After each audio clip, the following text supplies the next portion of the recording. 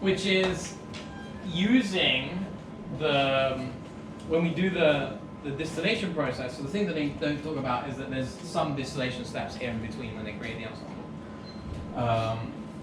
So you train the baseline, you distill on 3% of the training set using the soft target, and that is enough to represent the function. So intuitively, which I think is going to be easier than looking at what... oh, sorry, I forgot one detail.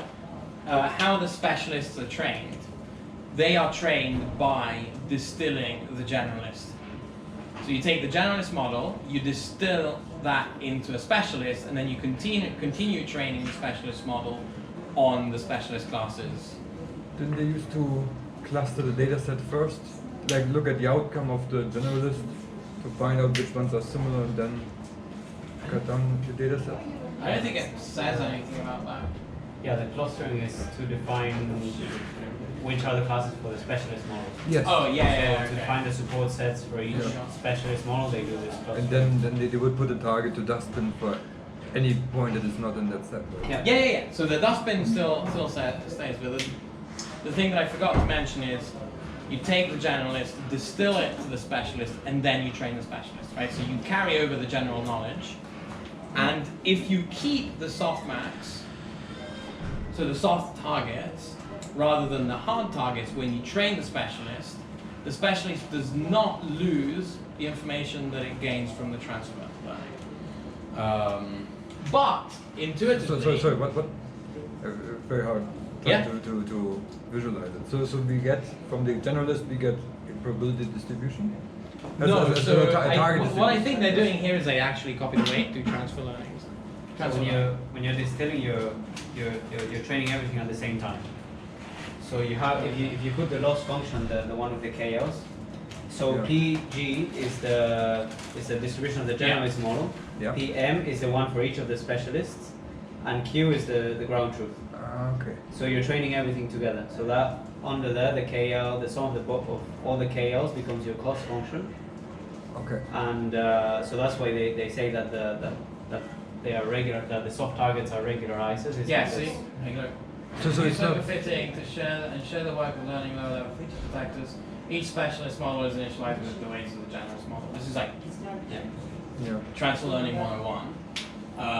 But these weights are slightly modified by training the specialist with half its examples coming from a special subset and half sampled at random from the remainder, right? 50-50 split. Using the dustbin. They do some correction because of the oversampling. Fine.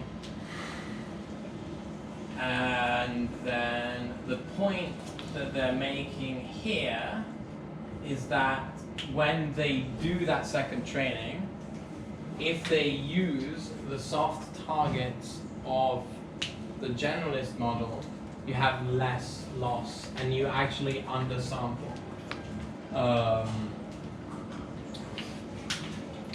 For the training of the specialist, you use the soft targets of the...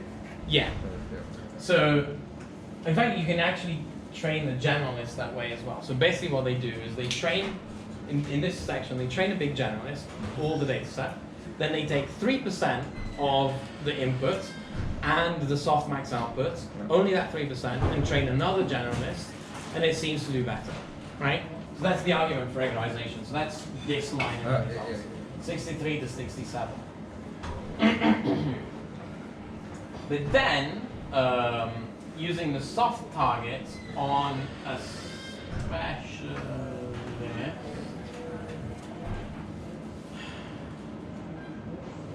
forgot which way round it is.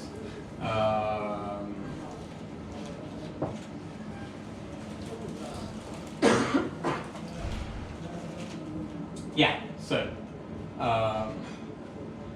you can see that there is a loss, right? So you train, like, of course training goes up on 3% of the training set, but the test accuracy goes down.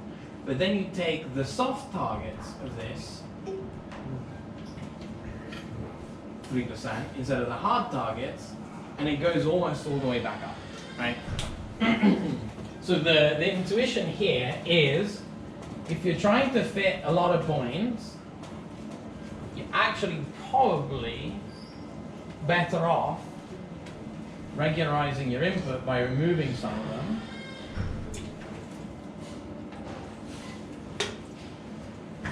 And fitting through that.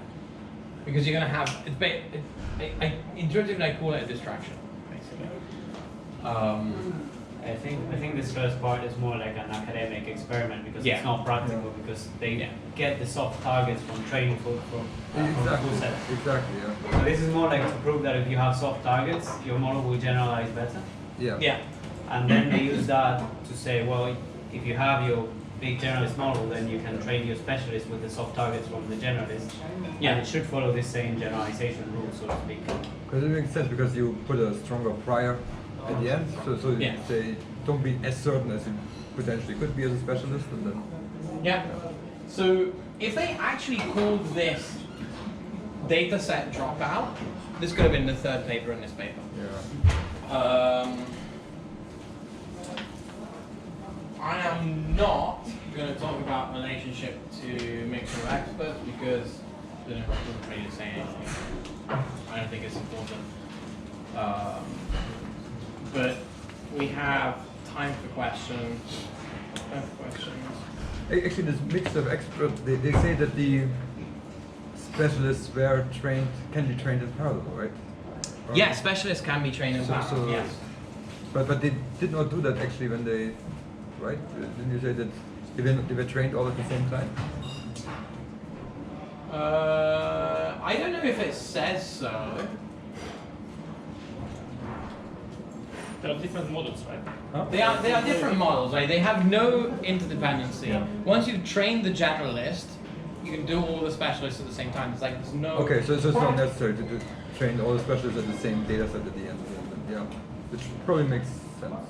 Yeah, like once you've created the data set for the specialist, you can train it. Right? But you can if you make the creation of the data set part of training the specialist, you can do all those things in parallel. My assumption is that they probably did because it's Google, right? So it's not like they're trying to save money or use less GPUs. So I'd assume that that's what they did. Intuitively, you can definitely count it. Or like, not intuitively, but you actually definitely count it. And the target distribution gets then, and when you do this dust spinning, you simply sum the probabilities of all the non-expert class targets together, I think. Yeah. Yeah, if you're using the soft targets, you sum them all together. Yeah.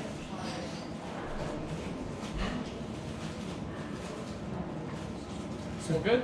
This paper was in 2015, right? Yeah, 15. And in between, do you know if there's been like some, like right now, what is the state of the art in distillation? Like, can we like reduce the size of the model? Or So basically, what we can do. a lot of the stuff on there's not a lot published on distillation itself. There's a lot of practical work on distillation. You'll see, and I think actually Google are leading this internally mostly. Just judging by the pattern applications that come out, the two things that